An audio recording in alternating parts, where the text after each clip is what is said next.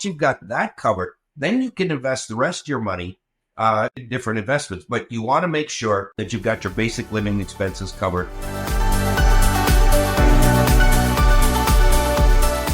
What's going on, everybody? Welcome to another episode here on the Perfect Plan podcast with Matt Schiff of Schiff Executive Benefits. Matt, how you doing today? It's good to see you again.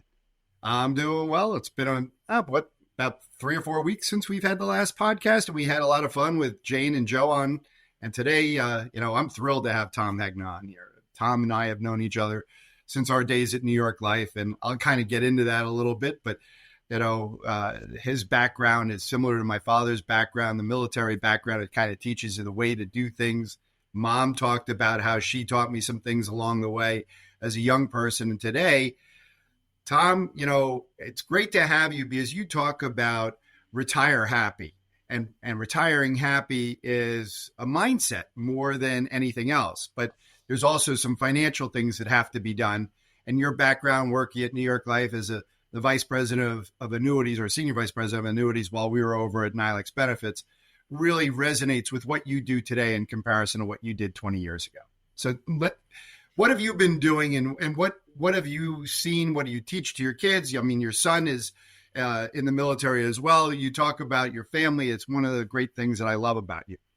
Yeah. Well, first of all, happy birthday. You just had a birthday the other day. I saw that. So I wanted to say happy birthday. But, thank you. So I've spent my entire career really trying to help baby boomers retire the optimal way. Because right now, if they talk to 50 different advisors, different opinions, but there aren't 50 optimal ways to retire. There's really one way to do it. And that's what I talk about. That's what I write about. That's what I speak about. Now, as far as what I've trained my children, my latest book, my last book is Who Wants to Be a Millionaire? And this is for young people. This is for people 20, 30, 40, 50 that want to build wealth. And I teach them how simple it is. I'm not saying it's easy, but it's very simple to build wealth in America if you know just some basics. And so that's what I've shared with my kids. But, and just so you know, I'm not just talking the talk, I'm walking the walk. I'd say 70% retired. I was on the road for 30 years, 200 days a year, and I could never justify a country club membership because there's a buy-in and there's annual dues and there's monthly dues and there's minimum food and beverage. I couldn't financially make it work. Now I have 2 country club memberships because if you play, 4 or 5 days a week, it's a great deal. And so, it's just kind of how you go through life a little bit. And I'm in a different spot now than what I was when I was younger. That's great. That's great.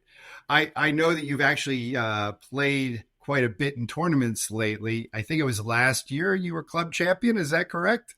Well, I won the club championship in 2020 up at Flagstaff Ranch. And then in 2022, I won the senior club championship. And then down here at Alta Mesa this year, I was tied for first net in the senior club championship. I just had a tough second day. But I mean, first net means you played better against your own ability than anybody else. So I still played pretty good, but I played super good the first day. And I just didn't bring it home for the gross the next day, but maybe next year.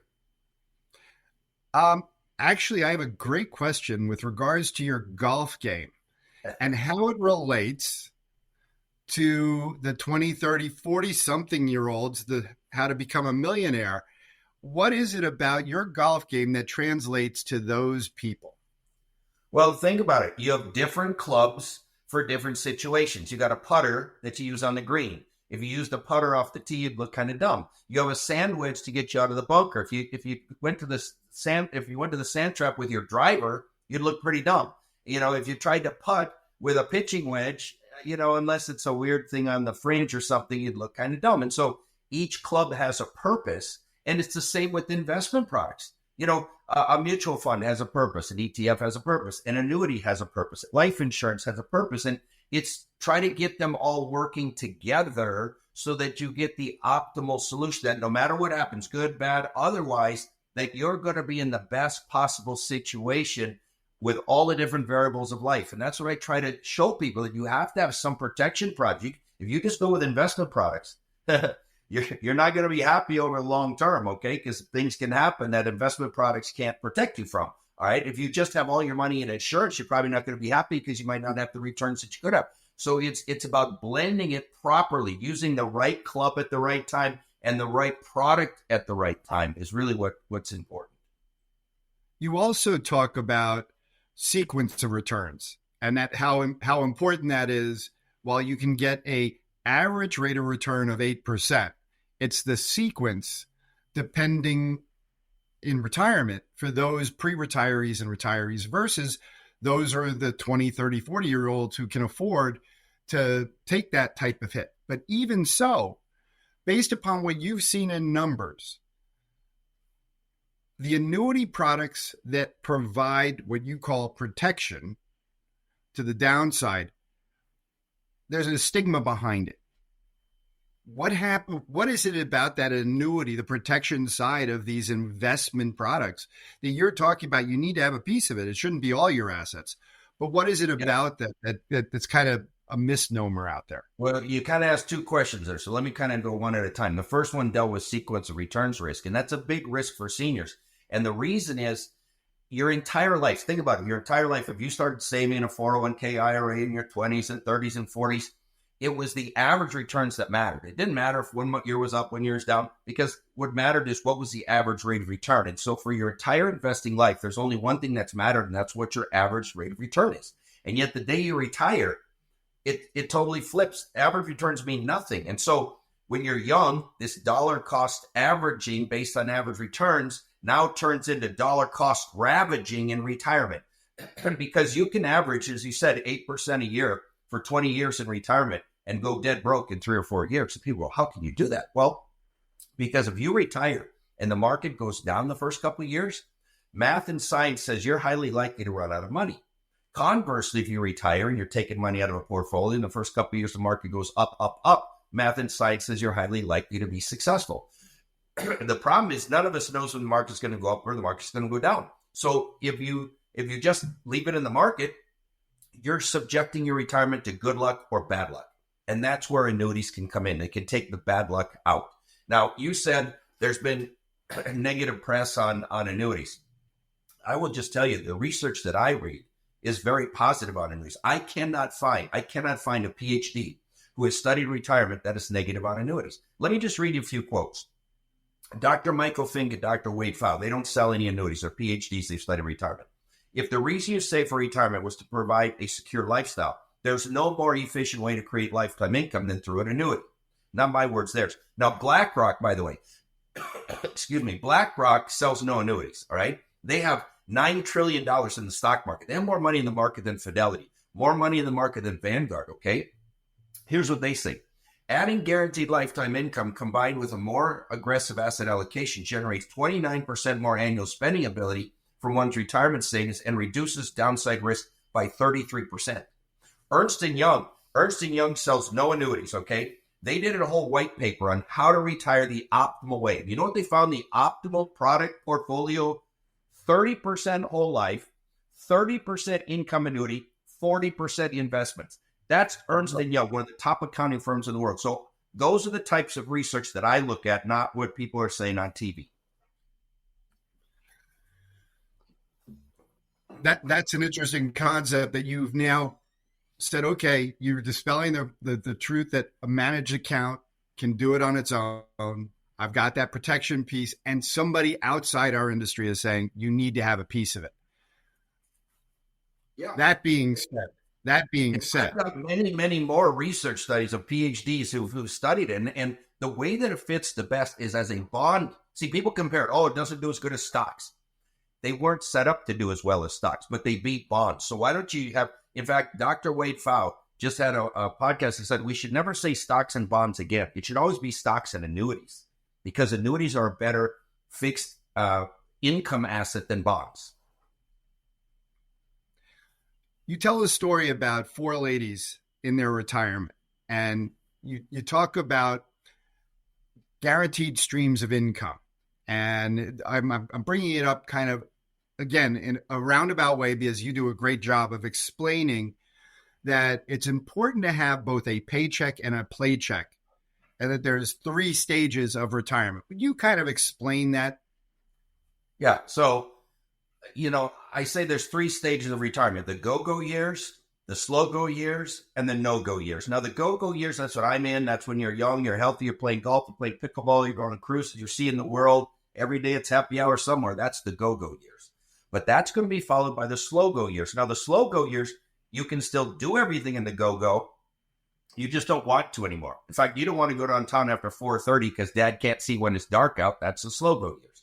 And the no-go years are those years when you're probably not leaving the building till you're leaving the building, if you know what I'm talking about. And so those are the 3 stages of retirement.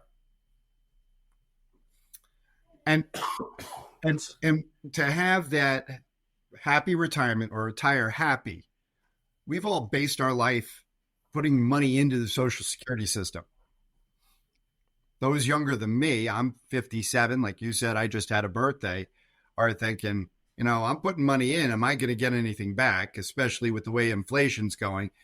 How do I guarantee that I'm going to have some income coming in when I've amassed $1 million, $2 million, $3 million in my retirement plan? And now,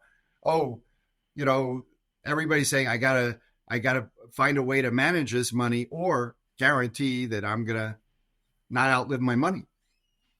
Well, what the research shows is you should have enough guaranteed lifetime income to at least cover your basic living expenses. So really the first step is figure out how much money do you need to live your normal retirement? How much money do you need every month? And that should be covered with guaranteed lifetime income. So that's where Social Security fits. That's where pensions fit. And that's where lifetime income annuities fit. Okay. So once you've got that covered, then you can invest the rest of your money and invest it in different investments. But you want to make sure that you've got your basic living expenses covered with guaranteed lifetime income. And as you transition into those slow-go years, I've had my grandparents. I've taken care of probably 2 or at least 3 of them. My parents may say otherwise, but it was actually something that was very tumultuous for our family with my grandmother when she was in, she had a policy, ironically, that carried for 5 years. She actually was on benefit for 7. So those last 2 years, who's taking care of it? Who's financially responsible? Well, it's either she goes on the Medicare system or the family's going to take care of it out of pocket. And the latter occurred. What would you recommend? And when is this the perfect time, would you say, to buy a long-term care policy? Because we always talk about the perfect time to buy a policy is the day before you're uninsurable. But besides that joke. Now, the time to buy the policy is today, because today is the healthiest day of the rest of your life. Okay, I got mine when I was in my 40s, and now you can't even get the kind of policy I have. But I say this, no retirement plan is complete without a plan for long-term care. It is the number one thing that most people forget about that can wipe out their entire life's work. So I made my parents buy long-term care insurance 18 years ago. They didn't want to. It's too expensive. We'll never need it. It's an insurance company ripoff. My dad said all those words to me. I made them buy it. Now, they were both in assisted living, $10,000 a month. You got to remember, they were teachers from small towns in Minnesota. There were years they didn't make $10,000 a year, $10,000 a month. I cannot imagine their retirement if they did not have those policies. It wipes families out. It tears families apart. And I tell people long-term care insurance isn't about you. It's about your family. Do you really want your daughter to be giving you a bath? Or would you rather have her make sure that the healthcare workers are there on time and that they're doing the right thing, they're taking good care of you? I want my family to manage the care, not give me the care. And what are those numbers of the chances of you needing care during your lifetime? I mean, there's a lot of numbers thrown around, but typically there's a 70% chance that you will need some form of care between now and the day that you die, whether that's stay at home and somebody comes and watches, or adult daycare, or assisted living. It doesn't mean that 70% of people are going to go into a nursing home, but it means that 70% of people are going to need some form of assistance with their activities of daily living. Sometimes it's just helping getting dressed, or they can't do their buttons, or they can't do zippers, but then it becomes they can't get up or down the stairs. They can't get into a car. They can't use the restroom properly. They can't take a shower. They could fall or things. So there's all these different levels that they may need assistance. My parents both had Alzheimer's. And so, physically they were fine, but my mom didn't even know what she had for breakfast, that morning. And because I've got 2 of those genes inside of me, I'm very, concerned about that. And I'm trying to, I hope they come up with some solutions to Alzheimer's, because it is a terrible, terrible terrible thing to have to go through. In addition to all the other long-term care stuff, it's very hard. Well, it tears the family apart because you lose them twice. They're there, but they're not there. Then you lose them the second time. Yes, that's great. That's the worst part. So with that being said, what haven't I covered so far that you kind of preach and talk to both clients and, advisors and their clients? Yeah. So let's just go through the go-go, slow-go, no-go, because I think that'll do it. The go-go, it's really all about having adequate income. Retirement's not about assets. Your assets can be lost. They can be stolen. They can be swindled. They can be sued. They can be divorced. They can be decimated in a market crash. Retirement's really about income and managing risk. The slow-go year is all about long-term care. And I say, I don't care what kind of long-term care plan you have, but you got to have one. And if you don't have one, you're not going to like the one that the government's got for you. And then the no-go years, that's all about life insurance. But I get so many people who say, well, Tom, life insurance has nothing to do with retirement. Wrong, wrong, wrong, wrong, wrong. I've already been moving more of my personal wealth into life insurance because I know taxes are going to have to go up a lot. You look at the debt, over $34 trillion. We're adding $1 trillion to our debt every 90 to 100 days. Our interest on our debt this year will be more than our entire defense budget for Army, Navy, Air Force, Marines, Coast Guard. I mean, it's ridiculous what's happening. So I've been moving more of my personal wealth there. But one of the reasons that many people, and then the reason I did that is because then I could take money out tax-free. I think having sources of tax-free income, I've converted all my Roth IRAs or all my 401ks to Roth IRAs. So that's tax-free. Most of them are in income annuities. So I'm going to have increasing tax-free income for the rest of my life, move more of my personal wealth to whole life insurance so that I'll be able, any day I want, I can flip on a switch and I can have a lot of tax-free money sent to me every month for the rest of my life. But one of the reasons that many people aren't enjoying their retirements is they think they've got to leave some money to their kids. Oh, we got to leave some money to Johnny and Susie. We got to leave some money to Johnny and Susie. So they deny themselves a retirement to leave money to their kids. I say, don't do that. You're not supposed to leave any money to your kids. You're supposed to spend your money, leave them life insurance. And I use me as an example because we've got 4 kids. And one day we're sitting around saying, hey, how much should we leave the kids? My wife said, I don't know. What do you think? I said, well, if we bought a $1 million second and die life insurance policy, name the 4 kids the beneficiary, when we're both gone, they're going to get $250,000 a piece tax-free, plus whatever's left over. I said, let's start there. And so we bought a $1 million second and die life insurance policy, name the 4 kids the beneficiary. That policy is completely paid up. Do you know what that $1 million policy cost? $150,000. Now think about that. For 15 cents on the dollar, we get to transfer $1 million tax-free to our kids. But here's the best part. Who gets to spend the other $850,000? We do. Don't leave your kids money. Spend your money. Leave them life insurance because you can do that for pennies on the dollar. What I try to do with people is get them the most for the least in retirement because there's no dry run. There's no second chance. There's no dress rehearsal. You got to get it right the first time. And that's what I write about in, book, Don't Worry, Retire Happy is all loaded with ideas on that. And my first book, Paychecks and Playchecks, it's in there as well because this is all based in math and science, not on people's opinions. There you go. Excuse me. I appreciate your time today. I mean, your knowledge and your insight are so special, especially since I've known you for so long. You're also a family friend, so it's nice to have you on this podcast as we get this thing going. John, is there something that, as you've been watching and listening, I think this is the first time I kind of took control of the show. Well, I'm excited about that, right? I was kind of, was it going to be episode 3, episode 6 when you took over? And I love it just because I think this is such a great conversation and certainly one for myself, to take a lot of great notes, having Tom on, an absolute privilege. And then of course, I think Matt, what's been so exciting about you putting this podcast together as we're seeing more and more people that follow you on social media, both you and Tom know how important this content is, right? And so it's just kind of one of those things that people hear in the back of their brain, they see on TV, they hear from advisors. It's just like sometimes it takes them to hear it more and more and more for it to stick so that they make the decisions that the both of you are talking about so that they do, have a retirement of, healthy, all the things that they want to do and things like that. So it's been great. I loved it.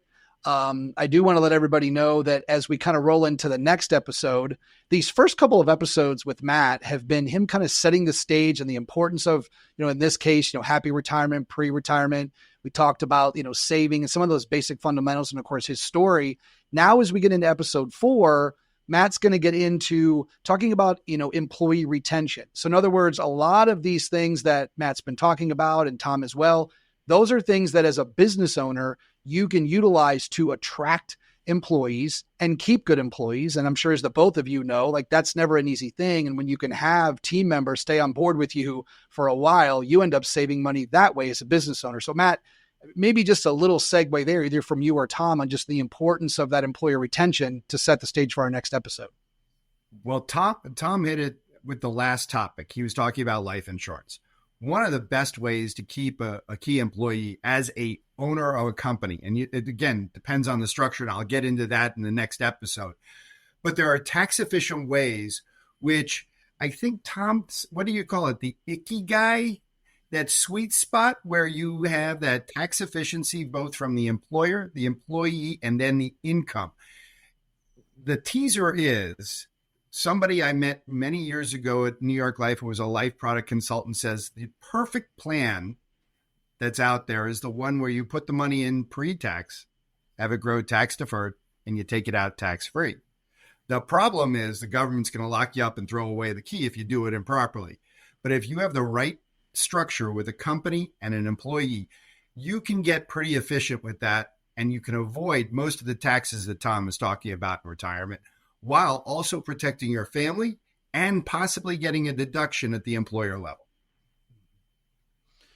Yeah. And then Tom, I just wanted to ask you as we wrap here, I know one of the things that Matt's very passionate about is educating business owners, many of which are in that demographic that he talked about, 50 to 60, still working, earning a really good income. In the case of the world that I live in, it's in healthcare, dentistry, or what have you. And so, as Matt has seen a lot of these professionals, they've been working their whole life and they just haven't taken the time to implement a lot of these very great strategies that the both of you talked about.